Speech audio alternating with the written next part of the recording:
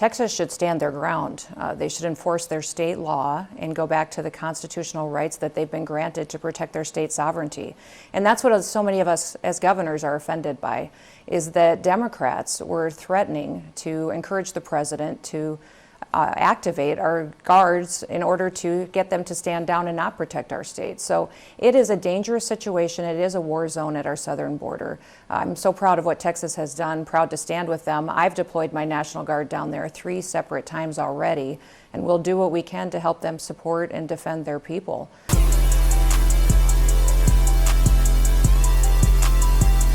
So Texas Governor Greg Abbott invoked the constitutional invasion clause, saying that Texas has a right to defend itself, no matter what the Supreme Court says, no matter what Biden and the White House say. And he's saying this is the supreme law of the land. So Greg Abbott is defying Joe Biden's bullying tactics. He has the Department of Homeland Security sending letters to Texas saying, oh, you got until Friday, you better do this and that, get out of our way, move, we're the feds, you're just some raggedy state and we don't care about you. So he's not caring. He's still putting up razor wire, even though Homeland Security said they're going to cut it down, and the Supreme Court gave them the right to cut it down. He's still putting it up. He's deploying more National Guard, and 25 states have signed a letter of solidarity saying that they stand with Texas. 25 states so far. We're going to see who else. I know some of these super deep blue states like California, New York, and Illinois, they would never go against Joe Biden. But Trump has called on every willing state to send National Guard down there because Texas can take all the help that they can send. And many states, they're sending National Guard. They brought up their National Guard. Some are sending state troopers, and they're sending other officers down there to the border, to Eagle Pass, to stand with Texas. So we have 25 states building up a coalition.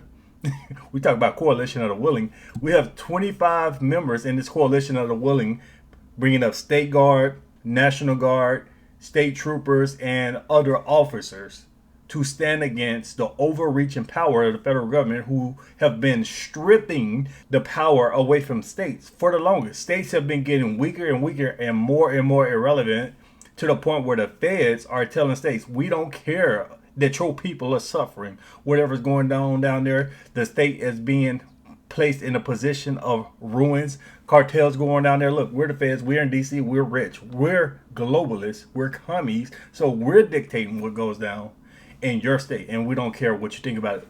So this coalition of the willing, these states are standing against the federales. And now God's army has descended. So we have a massive convoy of truckers building up. Remember the convoy that went to DC during this whole C-19 BS? And even more notably is the convoy in Canada when they were up there in Ottawa, Canada. And Justin Trudeau called absolute hell dealing with those truckers. He couldn't tow them. He couldn't get them to move. Police couldn't do anything. So he conspired with GoFundMe to steal their money, and also these big banks, and shut down the bank accounts for these truckers. That's how he had to put a stop to it, which is completely ludicrous and illegal in the United States. So we got this massive convoy building up. They're estimating that is going to be about 700,000 trucks, and this is going to get wild. Let's look at this news clip to get some more details. Let's talk about this trucker convoy. You brought this up just a moment ago. So this is called Take Our Border Back. It kicks off Monday. So you've got multiple starts. You've got trucks leaving from Virginia Beach that are going to go through Texas, Arizona, California. On the website, it describes the event as a peaceful assembly, encouraging all freedom-loving and law-abiding Americans to attend. I saw that you posted on X to raise awareness about that. You obviously just mentioned it a moment ago. I understand that you're going to be speaking once they get to Eagle Pass. I also see that it's going to go through Yuma. It's going to go San Ysidro, California as well. 700,000 vehicles. That's the prediction here. How do you keep that peaceful and on track? That's a lot of trucks. Well, the people that have organized this are the same people that went from California to D.C. with the truckers. I understand we're going to be joined by Canadian truckers. So these people are committed to a peaceful demonstration that we've had enough. The American people have had enough We're demanding that the Biden administration do its job, enforce the laws on the books, and secure our border. 8 million people during the Biden administration. That's more than the population of Ohio. This is the time for us to rise up as the American people and demand that our president do his job. So there you have it. We're going to see what happens. They're coming down this week. And Joe Biden told Greg Abbott, hey, you got until Friday to do what the hell I told you to do. Hey, it's Monday. That was days ago. So what's your move, Biden? What are you going to do? Are you going to actually overreach and try to federalize the National Guard of every state? Are you going to declare Greg Abbott an insurrectionist? Good luck with that, because that will be insanity. And the people around Biden, they are kind of insane. So I wouldn't put it past them. But this comes on the heels of this BS bipartisan deal that looks like it's about to fall apart. Trump had to get involved. We got other governors talking about this deal. But this bipartisan immigration deal, which is really a big bill to give money to Israel and Ukraine. So they're calling it bipartisan because the Democrats don't give a damn about the border. Or the warmongers like Lindsey Graham. They just want to say, okay, we'll do whatever. We'll scratch your back. Just give us money to wage war in Eastern Europe and in the Middle East. So this deal, which some of these dumbass Republicans were about to go through with, said, okay, we're going to slow down illegal immigrants. We will only allow 1.8 million illegal immigrants into the country a year. How about we make that deal? We'll let in almost 2 million illegal immigrants. And these are just the ones that we see. We don't know how many more are going to come through.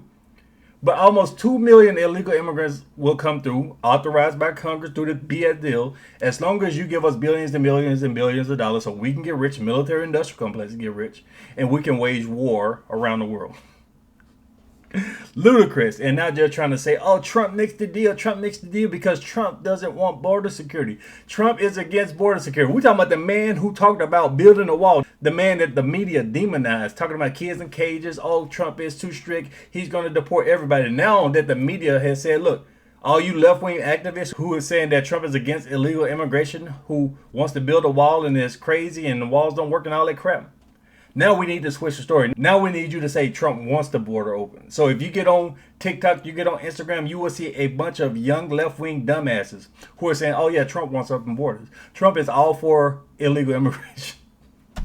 Because the Democrats and the Uniparty are upset that this deal is falling through. This deal that would have let in 1.8 million illegal immigrants and give billions and billions of dollars to Ukraine, a failed war in Ukraine, and money for the United States to send over there to Israel and wage war in Yemen, whatever the hell they're doing, and enriching themselves, obviously. But the crazy part is Mitt Romney and all these people trash talking about Republicans resisting this bill. The bill itself hasn't even been released. Nobody knows the details of this bill because it's just like these other bills, these massive omnibus spending bills that are like 5,000 pages long, and they say, okay, you have 24 hours to go through 5,000 pages, and don't ask any questions, just come sign it. But yeah, that's the story. Apparently 700,000 truckers then sitting down there to Arizona, California, and mainly Texas. Texas is still defiant against the federales. He has dozens of states standing with him, and it looks like power will be given back to the states because I don't think they can back down, and Joe Biden and his commies, they're not going to back down. And some people saying civil war, but I don't know. I'm not going to have normalcy bias because who knows? These, like I said, these people in D.C. are lunatics, and who knows what they'll do. But let me know what you guys think about this. Leave me your thoughts below. Share the video. Thanks for watching.